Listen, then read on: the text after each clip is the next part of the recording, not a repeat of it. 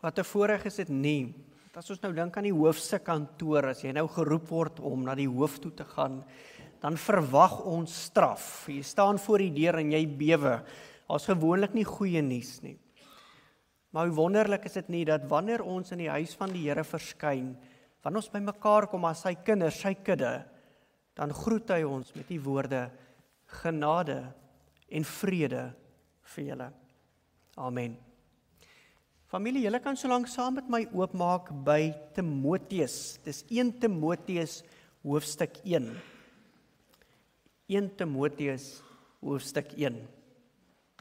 Skus, 2 Timoteus hoofstuk 1. Iemand het my reg gehelp. Baie dankie daarvoor. 2 Timoteus hoofstuk 1. Terwyl julle daar oopmaak, ek wil julle graag net herinner, ons oesfees is in die aanbreek, dis tyd. En die oesfees is eintlik 'n baie wonderlike tyd in ons gemeente. Ek dink so aan Deuteronomium 26, waar Moses besig is om hierdie jong manne en dames te leer, dat wanneer julle die beloofde land ingaan, gaan daar lekker goed wees vir julle om te doen. Julle gaan begin plant en skoffel en vir julle grond kry en daar gaan plante opkom en vrugte dra. Maar wanneer hierdie dinge gebeur, moet jy 'n mandjie vat. En daai eerste vrugte wat opkom, of dit nou appels is of perskes is of mielies is of koring is, daai eerste mandjie moet jy vat en vir die Here offer, vir die Here gee. Vat dit na die priester toe. En daar moet jy bely hardop dat dit hy is wat julle uit die beloofde land uitgelei het. Dat dit hy is wat julle beskerm het en julle hier gebring het. Hoekom? Maar dit help ons om in afhanklikheid terug te gaan en ons werk voort te sit. Dit herinner ons dat dit wat ons sien, die goeie gawes, kom nie uit ons eie hande uit nie. Dit is God wat dit vir ons gee. Dit is nou soos 'n pa wat vir sy kindjie 'n noot in die hand druk en hy sê maar gaan koop gou vir ons roomys. En sy kom daaraan met 2 roomyse, een vir haar en sê pappa ek het vir jou een gekoop. Dis omdat die pa haar toegelaat het, vir haar gegee het, dit wat sy nodig het om dit te kan doen. Hoe wonderlik is dit nie om terug te kan gee nie. Nou ons oesfees is die tyd wanneer ons vir die Here gee. Ons het die tradisionele bazaar as 'n manier om 'n inkomste te verdien nie, maar ons het die oesfees waar ons hande oopmaak en sê Here, dit wat U op my hart druk, en net die Here kan dit bepaal. Dit wil ek graag gee sodat U kerk, U werk kan voortsit. So ek wil julle graag vra om ook in 'n binnende afhanklikheid vir die Here te vra om ook vir jou te lei in hierdie tyd. Wat beteken gee vir jou? Wat vra die Here vir jou? Maar meer as net die gee, dat die Here jou hart sal voorberei, dat dit nie iets is wat bloot uit die hande uitkom nie, maar iets is wat uit die hart uitvloei. Familie, ons is nou vanmôre by 2 Timoteus. Nou as ek nou vir julle moet vra 'n gunsteling teks in die Bybel, dan is ek redelik seker, meeste sal kom uit Psalm uit, of sal kom uit Spreuke uit. Maar Timoteus is nou een van daai briewe in die Bybel wat ek nou ook weer van vooraf moes deurlees. En ek wil julle sterk aanmoedig, begin sommer by 1 Timoteus en lees hom deur. Is kort, ek dink hy 6 hoofstukke en dan 2 Timoteus 4 hoofstukke, gaan lees hom deur, want dit gee werklik vir ons 'n goeie verstaan waaroor gaan hierdie teks waarop ons fokus. En ons het nou al vir mekaar ook gesê dat ons moenie die Bybel lees soos hoenders nie. Jy het al gesien hoe pikke hoender rond. Hy stap in 'n pikke hier 'n mielie en dan stap hy in 'n pikke daar 'n saadjie. Dis belangrik dat ons groter stukke vat om die raam te verstaan waar binne hierdie teks afspeel. Dit is die verantwoordelike lees van die Bybel. Maar nou wil ek graag vir julle 'n agtergrond skets. En jy kan maar jouself nou inleef. So wat gebeur is hier was hierdie vrou gewees, sy was 'n Jood. En daar was 'n man gewees, hy was 'n Griek, hulle was getroud. Maar hierdie Joodse vrou het tot bekering gekom, omdat haar ma haar vertel het van Jesus. Haar naam was Louise gewees, en haar naam, die vrou se naam, was Eunice gewees. En so het sy tot bekering gekom, en hierdie vuur wat in haar ma Louise gebrand het, van die evangelie, is oorgedra na haar toe. En so het sy en hierdie Griekse man 'n seun gehad. En hierdie seun was van kleintyd af vertel van die Here. Die evangelie was aan hom gedeel. En hoewel sy pa Griek was, het die feit dat sy ma hierdie geloofsgawe oorgedra het, hierdie geskenk oorhandig het, hierdie aflosstokkie vir hom aangegee het hy ook sy hart vir die Here gegee. En toe hy sy hart vir die Here gee, toe raak hy so passievol om net die Here te dien, om vir hom te werk. Hy was lief vir die Here gewees. Soveel sodat die mense om hom, die gelowiges om hom, begin praat het en gesê het, hierdie ouetjie, hierdie seun, dit is 'n man van God. Dit is 'n jong man wat sy lewe vir die Here wil gee. En dit alles speel af in 'n stad met die naam Lystra. Nou Lystra, in vandag se tyd sal ons sê, dit is in Turkye. En dit was in hierdie tyd wat Paulus vir Lystra besoek het, een van sy sendingsreise. En toe hy daar aankom en hy ontmoet nou vir Eunice en haar ma Louise, toe hoor hy die mense praat van hierdie jong seun, Eunice se seun, wat warm is vir die Here, passievol is, opgewonde is. En Paulus sê maar, kan ek nie hierdie ouetjie saamvat nie? Laat hy saam met my reis, ek wil vir hom blootstelling gee. Ek wil vir hom meer leer oor die Here. Ek wil hê sy geloof moet volhard en vasgelê word. En so neem Paulus hierdie jong man saam met hom, hierdie jong seun. En nou in daai tyd was daar nou nie voertuie gewees soos ons dit vandag ken nie. So mense het maar baie gestap en op perde gery en op skepe en al wat 'n ding is. Die lank en kort, dit het lank gevat om van een plek na 'n ander te kom. En nou kan jy jouself net indink hoe Paulus met hierdie jong man op pad heeltyd gesels het en geleer het en hierdie teologiese dinge uitgeklaar het. Ons kan sê Paulus was die mentor van hierdie jong seun. Hy het hy vlammetjie gesien en hy het gesê, kom bring, dat ek kan aanblaas. Dat ons houtjies pak, dat hierdie vuurtjie nie doodgaan nie. Hierdie jong seun, hierdie jong man, gee vir julle raai, wat was sy naam? Timotheus. En dit is waar die verhaal van Timotheus begin. Ons lees dit alles in Handelinge 16. En nou kom ons by hierdie briewe, wat Paulus nou baie later aan Timotheus skryf. Die eerste brief van Timotheus, met die oorspronklike naam, 1 Timotheus, is natuurlik nou Paulus sy eerste skrywe aan hom. En Paulus skryf aan Timotheus net nadat Paulus uit die Romeinse tronk uitgekom het. Paulus was gevange geneem en toe hy uitkom, toe skryf hy hierdie brief aan Timotheus.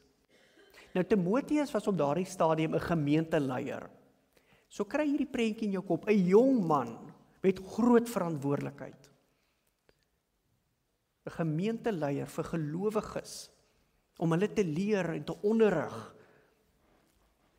In 'n tyd toe die Christen geloof nog nie so gevestig was nie en daar baie teenstand was, baie worsteling was, baie valse leraars was. En dan skryf Paulus aan hom en hy noem hom sy ware kind in geloof. Hy skryf aan hom om hom te bemoedig en om hom te help en vir hom te leer wat om te doen met hierdie valse leer.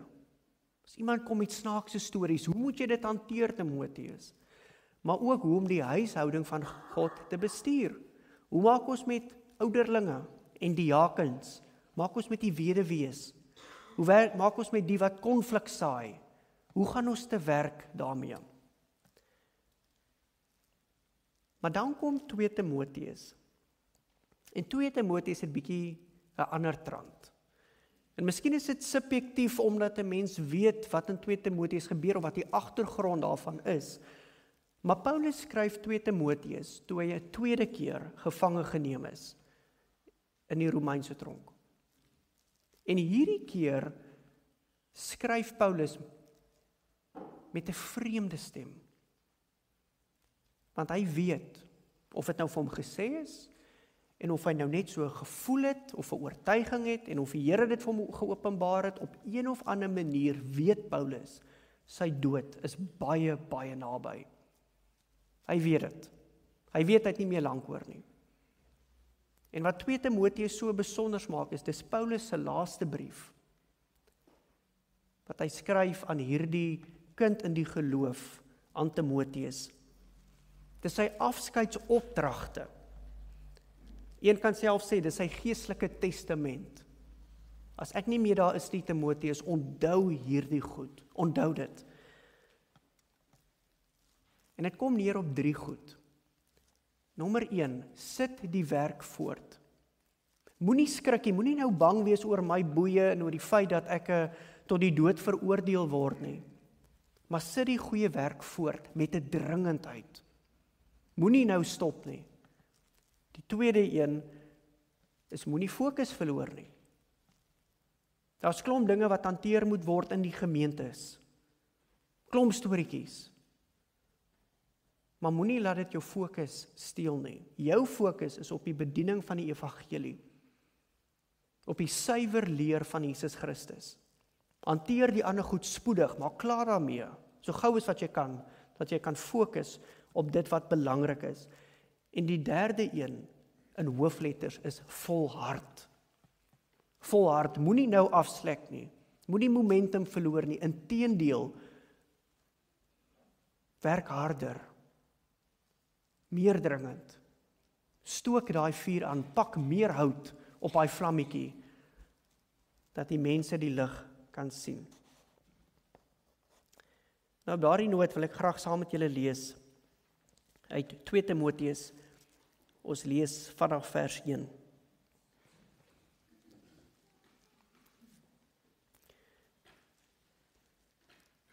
Paulus begin sy skrywe: van Paulus, 'n apostel van Christus Jesus, deur die wil van God. Van Paulus, 'n apostel. Apostel is iemand wat gestuur is, kom van die woord apostolos af. Iemand wat gestuur is. Hy's 'n apostel van Christus Jesus, deur die wil van God. Nie deur sy wil nie omdat dit vir hom so lekker gelyk het nie omdat hy opgestaan het en opgewonde was om dit te doen wat hy doen nie, maar deur die wil van God is hy gestuur met hierdie opdrag. Nou, dit is interessant dat Paulus sy brief so begin. Want as ons kyk in 1 Timoteus, dan sien ons dat hy op 'n baie soortgelyke wyse begin. As 1 of 2 interessante verskille, ons gaan nou daarby kom. Maar Timoteus weet tog wie Paulus is. As ek mos nou 'n brief van my ma of pa ontvang, hulle hoef mos nou nie te verduidelik wie hulle is nie. Ek weet mos. Maar daar is mos 'n ding wat ons soms doen. Dat wanneer jy deur 'n moeilike tyd gaan, of bang is, of benoud is, dan sê mens tog soms 'n Bybelvers op. Al gaan ek deur donker dieptes, nee. Ek sal nie bang wees nie. Of as jy nou gestel, miskien is daar, ek wil nou nie net sê kinders nie, dalk is daar volwassenes ook wat so is, miskien is ek ook so, moet ek nou erken. Maar gestel jy moet die lig aansit in 'n donker gang, 'n lang gang, spikdonker, en die lig is deur aan 'n kant. So as jy nou in hierdie gang afstap, dink nou aan 'n hospitaalgang of 'n koshuisgang of skoolgang. So as jy afstap, dan begin 'n mens mos nou maar ook jou liedjie sing, hè? God is hier teenwoordig, jy weet. Iets soos dit. Hoekom? Want dit herinner jou dat jy nie alleen is nie. Dit bemoedig jou. En so kan dit wees dat ons iets hiervan by Paulus raak sien. Dat hy homself herinner, hoekom is hy hier? Van Paulus, 'n man wat weet sy dood is naby, 'n apostel van Christus Jesus, ek is gestuur, nie deur my wil nie, maar deur die wil van God. Ek is gestuur om die belofte te verkondig van die lewe in Christus Jesus. En dit is waar die verskil inkom tussen 1 Timoteus en 2 Timoteus, hierdie laaste gedeelte, die belofte van die lewe in Jesus Christus. 'n Paulus wat weet, sy dae is getel. Enige oomblik kan hulle nou in daai tronk kom en sê, dis nou jou tyd. Herinner homself, ek is gestuur, dit is die wil van God. Ek is 'n diensknegt van hom, maar ook dat my lewe nie net 'n aardse lewe is nie, maar dat ek verkondig juis die belofte van lewe in Jesus Christus. En daarom, omdat ek in hom glo, sal ek leef al sterf ek ook. Mens kan dink dat hierdie woorde vir Timoteus inspireer, maar ook op 'n pastorale manier vir Paulus bystaan in hierdie moeilike tyd. Woorde wat hy net hardop moet sê vir homself, of ten minste moet neerskryf. Aan Timoteus, my geliefde seun, genade, barmhartigheid en vrede van God, die Vader en Christus Jesus, ons Here. Nou kyk gerus na die volgende gedeelte. Onthou, hierdie is die afskeidswoorde, die belangrikste. Paulus weet nie of hy weer 'n brief sal kan skryf nie. Maar hy begin hom so. Ek dank God, wat ek net soos my voorouers met 'n skoon gewete dien, wanneer ek onophoudelik dag en nag in my gebede aan jou dink. Ek onthou jou afskeidstrane en wil jou baie graag weer sien. Dit sal vir my 'n groot vreugde wees. Ons sien iets meer as net 'n kliniese werksomgewing. Timoteus, gaan jy na daai gemeente toe, ek gaan na hierdie gelowiges toe. Sien mekaar weer in die gange. Kom ons maak dit bietjie meer tot betrekking tot ons eie gemeente.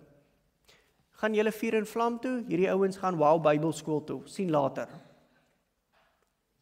Maar Paulus besef, ons is nie net diensknegte saam in diens van Christus nie, ons is 'n familie.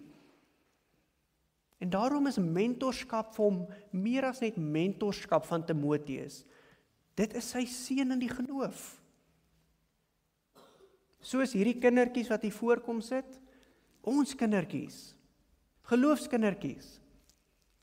En soos ons senior lidmate, ons oupas en ons oumas, ons maas en ons paas.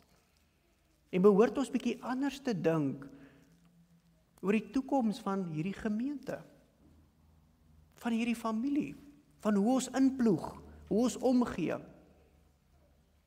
Om nie net mekaar te ontmoet hier Sondag uit mekaar uit te spat nie, maar werklik daai bystand te bied, daai omgee te hê. Sien, voordat Paulus nog enigstens met hom praat, met Timoteus praat oor die bediening en oor dit wat hy moet doen, sê hy vir hom, ek mis jou, ek verlang jou.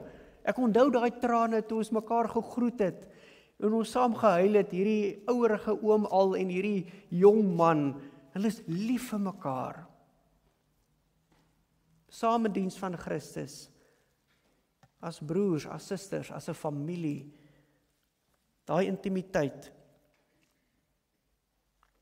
En dan vers 5. Ek dink aan jou opregte geloof. Ek dink aan jou opregte geloof, dieselfde geloof wat al in jou ouma Louise en in jou ma Eunice was. En daarvoor is ek oortuig ook in jou is. Nou dis so 'n bietjie vreemde taal. Ons verwag dit van Paulus, maar weer eens kom ons mee dit in ons alledaagse lewe. Wanneer dink ons aan iemand? So hoor, hierdie persoon is bietjie siek, ons dink aan jou, ons dink aan jou gesondheid. Of hierdie persoon trek bietjie finansiëel swaar, ons dink aan jou. Maar wanneer laas het jy gaan sit en regtig gaan dink oor iemand se geloof? Hoor wat sê Paulus? Ek dink aan jou geloof. Ek dink daaraan. Is dit vreemd vir ons? Wanneer laas het jy aan jou broer en suster se geloof werklik gaan dink? Soos Paulus dink aan Timoteus se geloof. En hoekom dink hy daaraan? Want dit is vir hom belangrik. Hy dink daaraan. Hierdie kind se geloof, hierdie seun se geloof, is daar geleenthede dat dit versterk kan word? Is hy nog alright? Is sy nog alright? Ons kindertjies in die gemeente, hoe gaan dit met hulle geloof? Is hulle oortuig dat Jesus Christus die enigste weg, waarheid en lewe is? Ons senior lidmate, hoe gaan dit met hulle geloof? Ons vra altyd, hoe gaan dit met die gesondheid en al die dinge? Hoe gaan dit met hulle geloof? Dit wat ewigheidswaarde het. En dan sê Paulus, hierdie geloof wat so kosbaar is, dit was eers in jou ouma Louise gewees, en toe word dit oorgedra na jou ma Eunice toe, en nou is ek oortuig, dit is ook in jou, dit is sigbaar, dit dra vrug. Nou die beeld waar ons nie moet vashou in terme van hierdie generasie geloof nie, is nie soos 'n siekte, wat deur bloed aangestuur word van een generasie tot 'n ander een nie. Dis nie passief nie. Nee, dit werk ook nie so nie. Geloof word ook nie passief oorgedra nie. Maar dis soos 'n rugsak wat aangetrek word. Ma's en pa's as jy julle kinders skool toe stuur vir die eerste keer en hulle daai groot rugsak op hulle rug en die kindjies nog net so klein, lyk soos 'n tok-tokkie. Dit word aangetrek, ingepak, al die boeke, die kosblik, alles. En so kan 'n mens sien hoe hierdie ouma Louise dit by haar begin het, hoe sy vir haar dogter vertel, maar kom sit hier, kom ek vertel jou van Jesus. Kom ek vertel jou van hierdie genade, hierdie liefde, die vryspraak deur geloof. Nie meer die wette nie. Nie meer slawe van 'n wet wat ons nie kan nakom nie. Maar jy's 'n wet wat wys na die een wat ons kom skoon was, Jesus. En hoe iets vasgesteek het by Eunice, die ma, en sy vir Timoteus gesê het, as sy maatjies gaan speel daar buite, sê sy, kom sit hier by jou ma, kom ek maak vir jou koffie, kom ek maak vir jou 'n bietjie tee. Ma wil met jou 'n bietjie praat oor iets. Oor Jesus, kom ek vertel jou van hierdie man. En so word daai geloof vasgelê, oorgedra.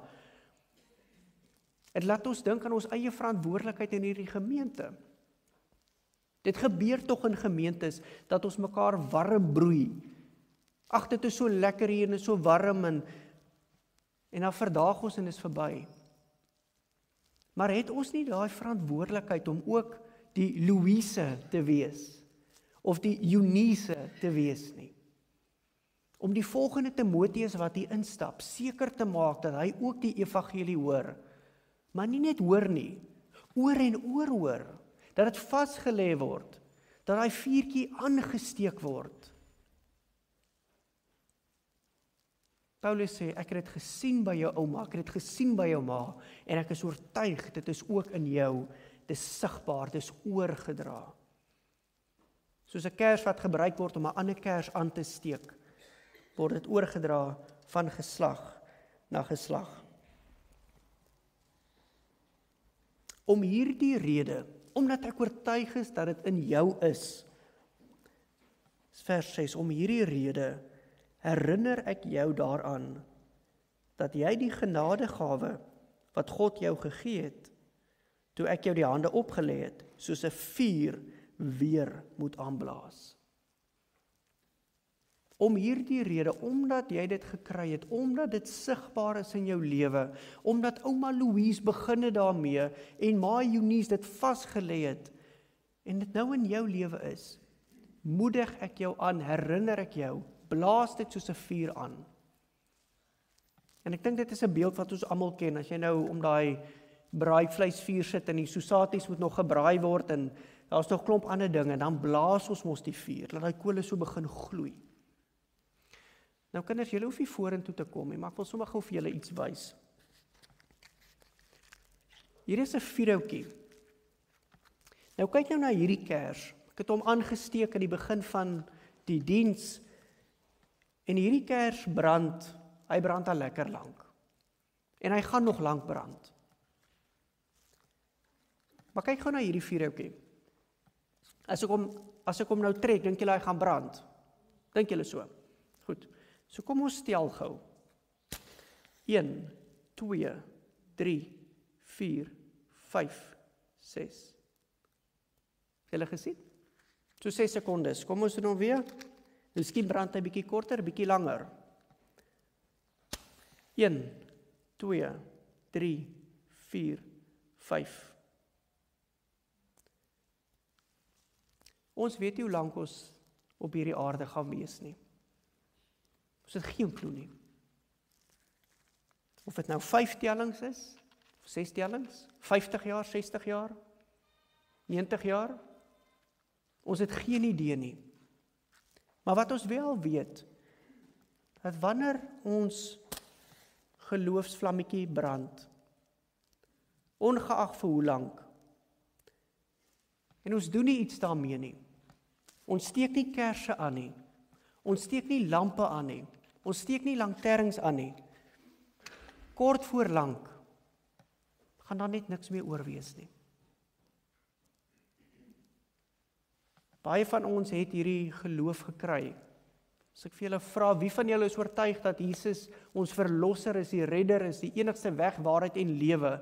Is ek seker, meeste van julle, as dit nie almal is, gaan julle hand opsteek. Sê ek is oortuig, ek weet dit. As ons mekaar vra, hoeveel van ons is die Louise, wat die Eunice al in die brand gesteek het? Of hoeveel van ons is die Eunice, wat die Timoteuse in die brand gesteek het? Sê, dis nie werk vir die dominee. Dis nou die kerkraadlede, en die ouderlinge, die diakens, die dominees. Ek wil graag my vlammetjie in isolasie laat brand. Die kerse kan maar brand, is alles goed, maar my vlammetjie wil ek graag in isolasie laat brand. Ek voel nie dis nodig om enigiets anders aan te steek nie. En dis goed en wel. Dis net so jammer, dat hierdie ou klein vierhoutjie, wat die potensiaal gehad het, om 'n groot vuur te kon begin, doodgegaan het. Elke vuur, begin met 'n klein vlammetjie. Of dit nou 'n vuurhoutjie is, of 'n koeltjie is, dis waar dit begin. En so het ons die verantwoordelikheid, sommiges van ons begin het, maar ander het die verantwoordelikheid om hierdie houte te pak. Ek kan sien, maar hierdie kole begin nou bietjie koud word. Ons moet by ons jeug so 'n paar stukke hout pak. Ons senior lidmate, dit het goed gebrand, ons sien dit raak nou bietjie kouer. Kom ons pak nog 'n stukkie blits daar. Kom ons trek nog 'n vuurhoutjie daar. Hoeveel vure, hoeveel Timoteuse kan ons nie in hierdie wêreld instuur, as elkeen van ons vuurhoutjie gebruik, om hierdie kers aan te steek nie. Ek dink so aan Paulus aan die einde van Timoteus 2 Timoteus, dan sê hy het die goeie stryd gestry, hy het die wedloop voltooi. Daai vuurhoutjies van hom, as jy sy boksie oopgemaak het, al daai vuurhoutjies is al pikswart gebrand. Die boksie is klaar, daar is nie nog een om te trek nie. Maar die vure daar buite, die gemeentes, die gelowiges, die leiers, die Timoteuse, hulle is die kerse, die lanterns, wat vir 'n volgende generasie aandra. En nou moet ons ook kontekstueel praat, familie. Is dit nie so dat Namibië dit so nodig het nie? So nodig het. Dat ouens sal opstaan en sê, ek wil graag met my geloof iets doen vir die Here. Ek wil dit nie net vir myself hou nie. Ons sien soveel gemeentes wat net opdroog. Loop net dood. Hoe anders sou dit nie gewees het, as ons opgestaan het en gesê het, hier is my ou vuurhoutjie wat ek bring. Here, mag u naam hierdeur geheilig word. Mag u koninkryk hierdeur kom. Mag u kerk hierdeur opgebou word. Gebruik ook dit, Here.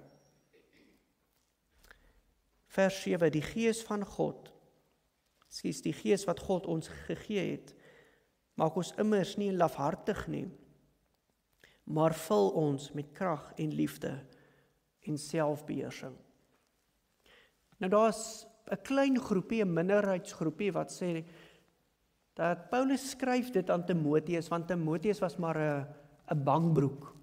Kinders, julle ken 'n bangbroek. Mense wie se broeke so bewe. Sy was maar 'n bangbroek gewees. Hy wou nie uitgaan en gemeentes lei en vuurtjies gaan maak vir die Here en die Here se lig laat skyn nie. En dan sê Paulus vir hom, die Gees wat God jou gegee het, dis nie 'n gees van lafhartigheid en bang wees en skrikkerigheid nie. Maar daar's 'n groter groep, en ek neig nogal meer na daai kant toe. Wat sê dit was nie 'n geval dat Timoteus 'n bangbroek was nie. Inteendeel, dit word bevestig, daar waar Paulus hom vir hom kry en vir hom sê, ek wil jou graag mentor. Die gelowiges daar het klaar gesê, hierdie Timoteus doen groot goed, kyk na sy reputasie. Hy vertel die mense van die Here.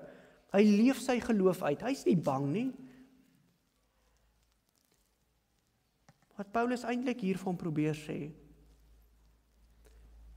as jy iemand sien wat opgewonde is vir 'n rugbywedstryd, hoeveel te meer moet jy nie opgewonde wees vir die koninkryk van God nie.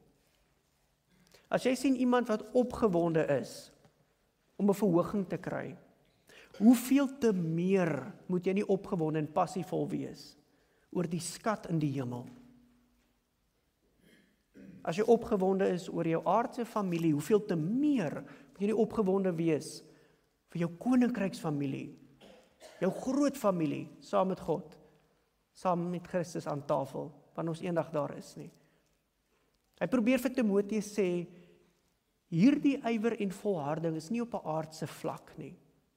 Dis nie net die normale ou se ywer en volharding nie. Hierdie is op 'n volgende vlak. Hierdie is geestelike oë wat verhelder, wat kan sien. Hierdie is oë wat opgelig word, om nie meer vas te kyk in hierdie wêreld nie, maar in koninkryksdinge. Hierdie is 'n hart van klip wat uitgehaal word, en 'n hart van vlees wat ingesit word. Timoteus, as jy half hier wil inklim, as jy lou wil wees, as jy wil sê, ag maar weet jy, ek het nou 2 vierhoutjies en dit is genoeg, trek dan al die handrem op, want hierdie ding is groot. Wat die Gees van God wil doen, wat God wil doen in sy koninkryk is groot.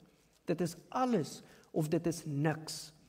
Soos Openbaring ons leer, wees liewer dan maar koud, maar moenie lou wees nie.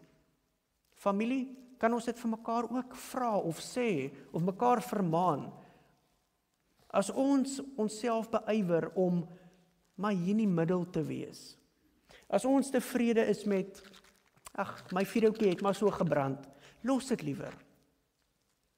Want die Here vra vir ons om sy lig te wees. Nie jou lig nie, sy lig.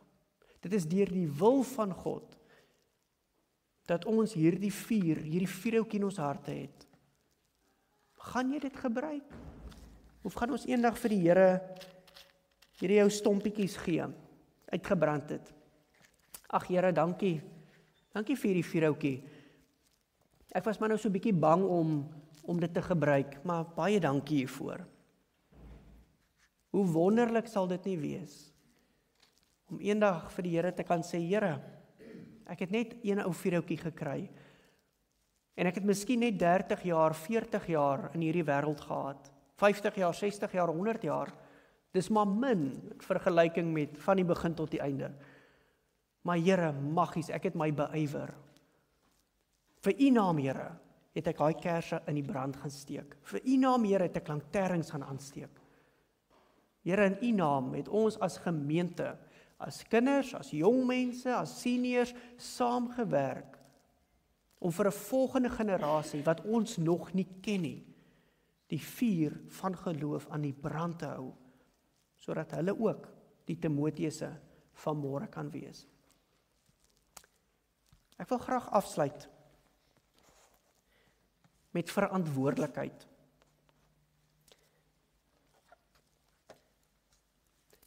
Ons as gemeente, het ons nie 'n verantwoordelikheid om mentors te wees, soos Paulus nie. Het ons nie daai verantwoordelikheid te sien, hier is 'n jong man wat Sondag wil bid, soos kollekte opneem, het julle gesien, daai jong man wil bid. Julle weet van wie ek praat, nee? Het ons nie 'n verantwoordelikheid om te sê, seun, jy het 'n gawe, jy wil bid, kom ons trek jou in, kom ons stap 'n pad met jou nou al, ou Timoteus. Ons sien daar is iemand wat wil deelneem, wat by kategese betrokke is. Tieners wat hulle hand opgesteek het, gesê het, maar ek wil deel wees van Poppekas. Ek is skaam, maar ek wil deel wees. Het ons nie daai verantwoordelikheid om te sê, kom ek leer jou. Kom ek vat jou hand. Maar ook het ons die verantwoordelikheid op 'n persoonlike vlak om te vra, waar kan ek gementor word? Het ons kerk Bybelstudies? Het ons kleingroepe? Het ons Bybelskool? Het ons gebedsgroepe? Alles is daar. Maar neem ek verantwoordelikheid om te sê, ek het dit nodig. Ek gaan maar net soos hy vuurhoutjie wees wat doodbrand, as ek nie begin om deel te word van die liggaam van Christus nie, deel te word om saam met 'n familie myself toe te rus, om juis betekenis te kan kry, om 'n impak te maak op die koninkryk nie. Ons sê altyd, die kerk moet tog net dit doen, en hoekom kan die gemeente nie dit doen nie, en hoekom kan ons nie weer dit doen nie? Ons vra min die vraag, hoekom skakel ek nie in nie? Hoekom woon ek nie die gebedsgeleenthede by nie? Hoekom is ek nie in 'n Bybelskool of in 'n Bybelklas betrokke nie? Daar is 'n stuk selfverantwoordelikheid wat ons moet opneem. Ons word geroep tot dit. Die genadegawes wat ons ontvang het. Nou moet ons mooi luister, die genadegawes wat ons ontvang het. Deur geloof, ek glo in die Here en ek het die gawe gekry om voor mense te kan praat. Ek het hierdie geloof in my en ek het die gawe om te luister. Ek praat nie maklik nie, maar ek luister goed. Of ek bemoedig mense. Of ek het wysheid. Die genadegawes wat in hierdie gemeente is, behoort aan God. Dis baie belangrik. Dit behoort aan God, dit is vir jou gegee, dit is 'n gawe. Hoekom is dit vir jou gegee? Is dit vir jou primêr gegee, sodat jy jou besigheid beter moet bestuur? Is dit vir jou primêr gegee, sodat jy populêr kan wees, omdat jy voor mense kan praat? Of het God dit vir jou primêr gegee, sodat jy dit moet terugploeg in sy gemeente? Ek praat maklik voor mense, maar ek is nie goed om 1-tot-1 te werk nie. Daarvoor het ek 'n oom Chart nodig, sy genadegawe. Ek verduidelik maklik iets aan mense, hulle verstaan maklik, maar ek wil tog net nie voorstaan nie, dan trek my keel toe. Daarvoor het ek 'n tannie analise nodig. Die liggaam van Christus moet saamwerk, die vuurhoutjies van God moet saamwerk, om hierdie vuur aan die brand te hou.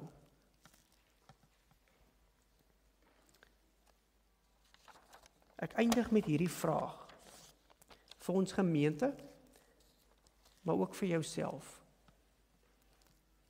Ons kan hierdie boodskap vanmôre hoor. Ons kan uitstap en ons kan sê, dit was oulik gewees, of dit was nie so oulik gewees nie. Maar is dit vir jou, of is dit vir ons 'n prioriteit? Is dit vir ons oukei, om op die ou end van die dag te staan met hierdie uitgebrande vuurhoutjie, te sê, Here, ek het my werk geniet, my werk was goed gewees, en ek het 'n kar en 'n huis gekoop, hier is die vuurhoutjie terug. Sal dit vir jou vreugde gee? Of is dit vir ons 'n prioriteit? Is dit vir jou by name prioriteit? Sê, Here, ek het toe nie na die groot stad toe getrek nie. Ek het maar gebly hier waar U my nodig het. Here, ek het toe nou maar nie daai pos gevat nie. Ek het nou nie daai massiewe inkomste verdien nie, Here.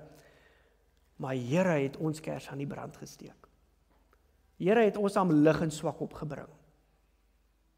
Here het ons dan lanterns aan die brand gesteek, dat mense dit kon sien van ver weg af en nader kon kom. Is dit vir ons 'n prioriteit dat ons besoekers wat vanmôre ons gemeente besoek, iets van hierdie vuur en warmte kan beleef? Of is dit bloot 'n goed en wel lekker dag? Familie, kom ons bid saam. En ons vra dat die Here vir ons, soos Timoteus sal help, om weer die regte fokus te kry, om te volhard. Kom ons sluit die oë.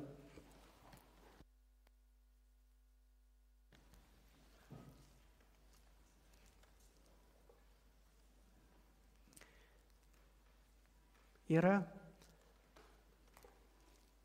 die rede hoekom ons nie altyd wil eet van die brood van die lewe nie, is omdat ons so versadig is van die koek van die wêreld.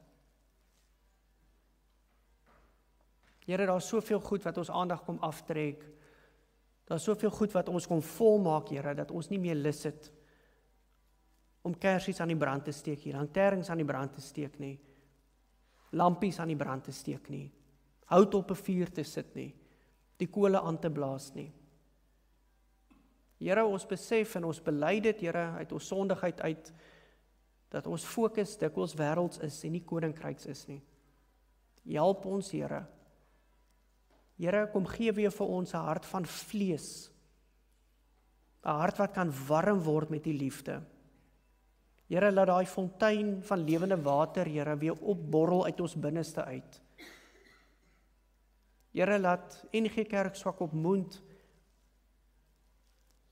Here, ook daarvoor bekend staan, dat ons nie net hierso mekaar se vuurhoutjies aansteek nie, maar uitgaan met hierdie vuurhoutjies, met hierdie 5 of 10 of 20 of 50 jaar wat U ons gee, en aktief werk om hierdie wêreld lig te gee. Here, ons bid vir NG Kerk Namibië, Here, wat ook uitdagings het, waar daar ook gemeentes is wat krimp en kleiner word. Here, mense wat hoop verloor, mense wat vra, is daar ooit 'n toekoms van die kerk? Here, laat ons vuurhoutjie boksies oopmaak. Gebruik ons, Here. Dankie dat ons kan deel hê in U getuienis, in U lig. Ons bid dit in U naam. Amen.